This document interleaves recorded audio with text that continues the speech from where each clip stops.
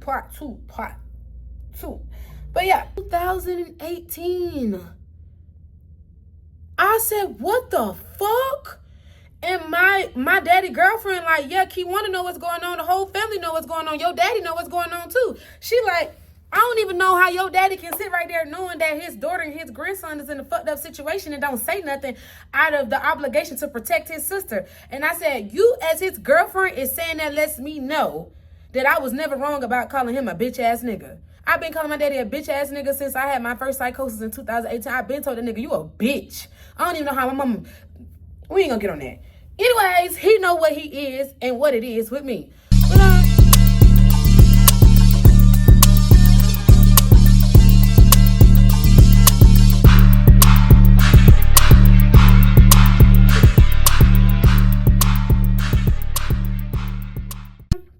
I told her, I said, you real as fuck. I said, because everybody that knows what's going on, you the only one who had the balls to be honest. And she was like, yeah, just don't tell nobody I told you. And right there, to let me know, okay, she's trying to help me, but she's trying to cover her tracks too, because she don't want to deal with what's going to come with everybody knowing that she told me the truth. So I'm like, okay, cool. I ain't going to tell nobody. But I said, okay, so now I know what's going on. This bitch taking my money to help her daughter on the run. And apparently she had just got caught. That's what it was. That's how I was able to get the mugshot. She had just got caught in Ohio, and they brought her, and they was bringing her back to Georgia. And my daddy girlfriend was like, the apartment that you staying in, they are going to evict her because it's a based on income apartment. I said, it's a based on income. She said, yeah. She said, Tiana don't pay full rent. She said, Tiana don't got no job, so she don't pay no rent at all. They give her money to pay her bills, to pay her utilities bill. I said, so why the fuck am I sitting here stressing out about giving Kiwana money and this girl is not even paying bills in this apartment? All the expenses is covered. She said, because Kiwana is taking your money to help Tiana pay her rent in Ohio. I said, oh, woo. I'm telling you, when I tell you my whole body was on fire. And this was like early in the morning. We was having this conversation at like 8:30 in the morning. I was livid. So I'm like, oh, so this bitch playing with me. So she like, don't give Kiwana no more money. Don't tell her you know what's going on. Just figure you out a game plan and get the hell on with your baby. I'm like, okay, cool. I get off the phone with her. So what I did was, the next day, I went to the leasing office. I gave them the sublease agreement that me and my auntie had made. And the leasing office lady was like, you know, I appreciate your honesty. So what I'm going to do is I'm going to allow you to do an application for the apartments. And I'm going to let you skip the waiting list so you can be able to move in as soon as possible because you was honest about what was going on. She said, we knew somebody was living there. We just didn't know who. And she said, I didn't want to keep going up there because the feds will go up there and then they'll come back and tell us what they found. And she was like, they already came at the beginning of this year and found somebody in there. She said, but I felt like somebody else was in there still. And whatever. So I do my application. I return it. I asked her, I said, look, can you change the locks on the door? Because eventually when she realizes that I'm not giving her no rent to stay there, she's going to want to try to bully me to leave the apartment. So the leasing officer is like, no, I can't do that because whatever y'all two got going on is illegal. So I'm not finna put myself in that situation and, you know, all this bullshit. So I'm like, well, what am I supposed to do to protect me and my child? I said, you told me that I could stay here until y'all process the eviction and I have to leave. I said, so if you giving me permission as the leasing officer to let me stay here, then why can't you change the locks on the door? And she's like, because I'm not going to get into that because what y'all got going on is illegal. And I'm in my mind, I'm like, okay, cool, whatever. And she was just like, don't change the locks on the door. I said, okay, cool. Now, this was probably, let me go through my phone. This was at the end of October. And I could not fucking sleep. I could not sleep. So I literally just woke up in the middle of the night and I text my aunt. Hold on, let me see. Auntie Q on the iPhone. I text my aunt. I gotta scroll all the way up. I'm trying to figure out what day it was. It was in the middle of the night. I remember that much. So it was October 30th It's like October 30th at 2:26 a.m. And I said, hey, I know it's in the middle of the night, but this couldn't wait till in the morning. Remember when you said Tiana was in a mental institution from struggling to cope with Mozzie's death? You said she was losing her mind. She said, no, I didn't say that, but what's going on? And I sent her the screenshots of her daughter mugshot on Clayco. And she like, yeah, we know. And I'm like, I'm not included in the we because I had no idea. And she like, well, you're not her mom or dad, so we is meaning her people who should know. And yes. Okay. I'm sorry, y'all. I'm in this research center again, the same one that I'm telling y'all about where I got the $7,000. I'm here right now.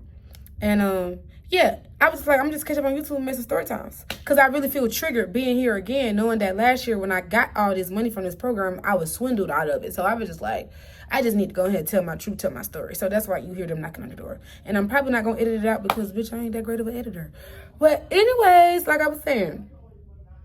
And I told her, I said, you told me the day that we went to Lamari's school, when we was leaving Chick-fil-A, that she was losing her mind.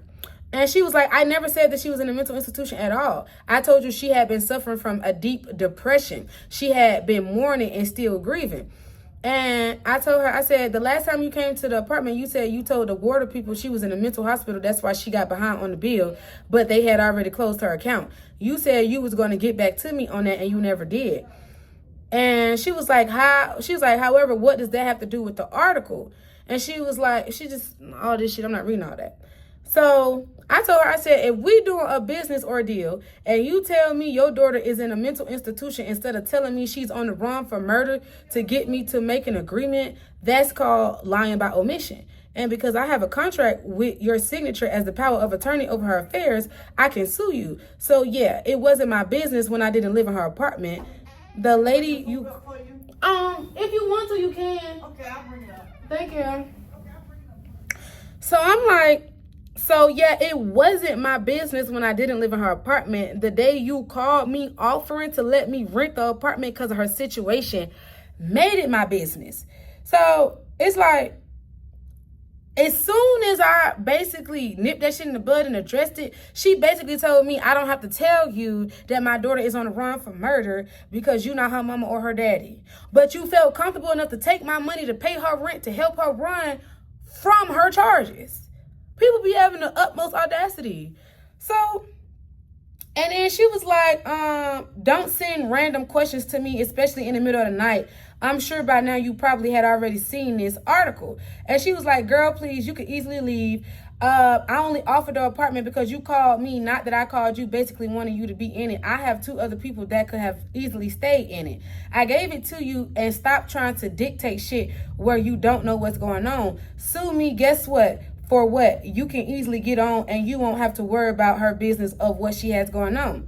I said, at the end of the day, it was a lie. She was on the run and you was aiding her in evading the law the same way you did with TJ. That's called being an accomplice to a crime, aiding and abetting, which you can also get sent to jail for. And she was like, girl, bye. She was like, adding you as a renter has nothing to do with that. And I said, actually, it does, especially because I heard you on the phone with Tiana when she walked through the door and because you have been handling her affairs while she's been on the run. I said a sublease agreement on the Section 8 apartment is already illegal. But you doing it for someone that's on the run is definitely aiding and abetting. And I told her, I said, I'm not finna go back and forth with you. I said, I've been to jail enough times to know right from wrong. It's just sad when the people who taught you the difference can't tell it for themselves. So she was like, what you want to do? Nobody is going to jail for renting you an apartment. And I basically told her, I'm finna go down here. I said, with that being said, you can either give me my $1,200 that I spent on renting a fugitive apartment unknowingly for the last 2 months within the next 2 weeks, or I could just take you to court for it, especially because I have all the proof I need. I already know I have to leave even if you still trying to get money out of me for the apartment. You already know my situation, so in order for me to leave and not be on the street with my baby, I need my money reimbursed. I would have never came to this apartment had you told the truth initially. I would have kept figuring out life on my own. I've been doing this entire year. So I said, I'm just disappointed that it had to be you and the straw that broke the camel's back. Such an unfortunate eye-opening situation. So this was October 30th in the middle of the night or whatever. So after I basically asked her for my money back, this is all you see. She just talking shit. So at this point, it was October 30th and it was 11 o'clock p.m. And she was just like, I'm going to, because basically the whole day we was just going back and forth. Well, she was texting me saying crazy stuff. And you see by 11 o'clock that night, 11:11, I just replied with this. And I basically told her, don't come over here because I already spoke to the leasing office lady and I'm not trying to fight with you and da-da-da-da-da-da-da-da. And she was like, oh, you not scaring me, little girl, little broke little girl. It's sad that you want to accept your mental illness now. You are triggering yourself starting BS with the only somebody that cared about you. So yes, I will be there in the morning. You don't have a sublease for me at all, so miss me with the BS. You need to call the mental health hospital and go in. You are putting yourself in jeopardy with harassing me and making lies and accusations of what you think you know. You're doing the most, so we will be reporting you as well. All the other people who have you know who do the same way. What?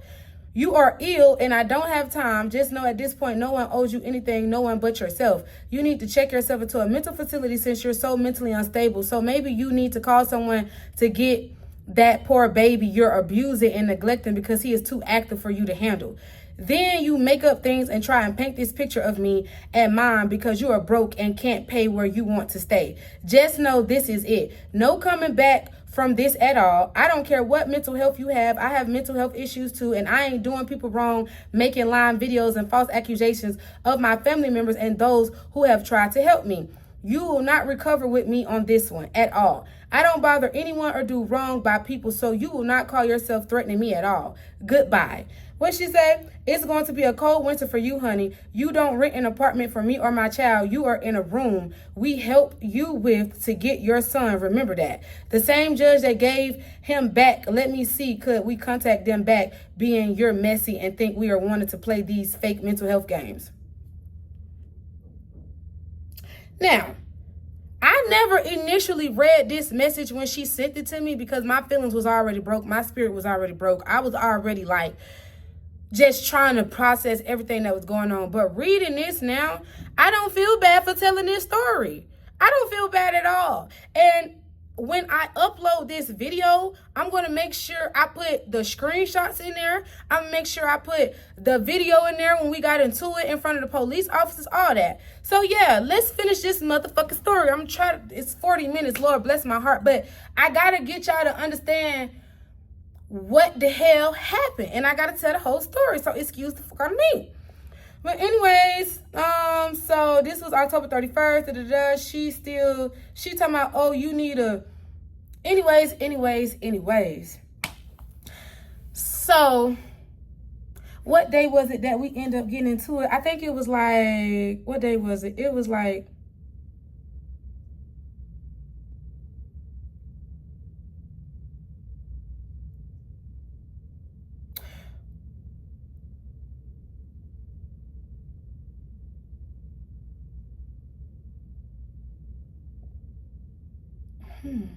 I guess we got into it the day before my baby daddy's birthday. No, we got into it February the 1st. We got into it February the 1st because this was the day of we got into it, and she was telling me to get out. So basically, she do all this rah-rah talking in the text messages, and at this point, I'm ready to fight because, bitch, you talking about I'm a bad mom, I'm abusing my child, and you want to keep bringing up my mental health issues. And that's like really that really was one of my biggest triggers for a while, was when people try to question my sanity when they are being held accountable for fucked up shit that they're doing. So it was like, you're not finna sit right here and try to make it seem like I'm crazy because I'm clocking all your tea. We not finna do that. So at this point, I'm like, if you show up to this apartment and I told you not to come, I'm gonna beat your motherfucking ass. Ain't no talking. And so she comes like the next 2 days, and it's like at 9 o'clock in the morning. And when she come, I just felt my whole body light on fire because she banging on the door. 9 o'clock in the morning, my son sleeping in the bed. I get up. I'm like, who is it? And she like, it's me. And I'm like, okay, boo. So I run in the room. I put on my pajamas. I put on my slip-resistant shoes. And I put on my scarf because, bitch, it's time to go to work. It's time to go to work at this point. So I come back out the room. She opening the door. She unlocking the front door with her key. So I said, what's up? She said, what you say? I said, you heard what I said in them text messages, baby. What's up? What's good? Like, what you trying to do? At this point, you trying to fight? So she pulls out her iPhone and starts recording me. She's like, oh my gosh, look, she's having a mental health episode. Oh my gosh, she's losing her mind. So my brain was like, hold up. This bitch pulling the mental health card on you. So if you don't calm down and play this game right, she gonna win this fight today. So I said, okay. I cussed her motherfucking ass out, clean on video. Told her and her daughter, I don't even know what I said, but all I know is I said, you raggedy bitch, you. And after that, everything just started flying out. I don't even know. I just know I cussed her out for a smooth little 20 minutes and she recorded me. And when I got tired of cussing and I was ready to punch that bitch in the face, I said, let me get my phone, and I called the police, and I went in the room, and I shut the door and locked it with my baby. As soon as I went in the room and shut the door and locked it, this bitch trying to break the door down. So I called the police, and I'm like, hey, I have mental health issues. I've been staying in this apartment illegally under a sublease contract, and come to find out the apartment is being watched by the feds because the owner of the apartment is on the run for murder, and her mother is having me pay bills on the apartment that is literally being aided in her running away from the feds. So this is what I'm telling the police on the phone, because you know everything is recorded on the public line with the police. Because when I take this bitch to court, I need to be able to pull that motherfucking that right there. I need to be able to pull that audio message. So I tell her everything. Now my mama on my other phone, I got this little mini phone. My mama on my other phone, and she listening on that phone. So I'm just mad at this point because they like, oh, the police will be out as soon as possible, So I'm just sitting here and she just study banging on the door and, oh, this little dumb bitch, this little broke bitch, she a terrible fucking parent. Bitch, you can't talk about nobody being a terrible fucking parent. Your daughter is on the run for murder, bitch, and you're taking care of her child. What are we talking about?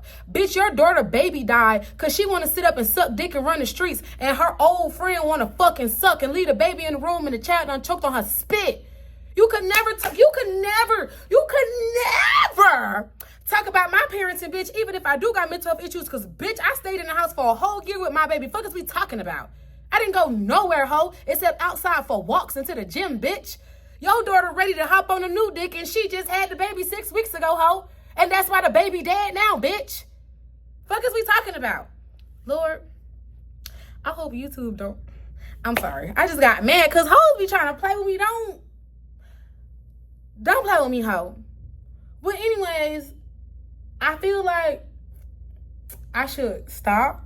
Yes, thank you guys for listening to my story time, even though it's a little unorganized. But we're going to get it together. You know, just work with me. You know, appreciate you. But yeah, if you like, turn this shit off.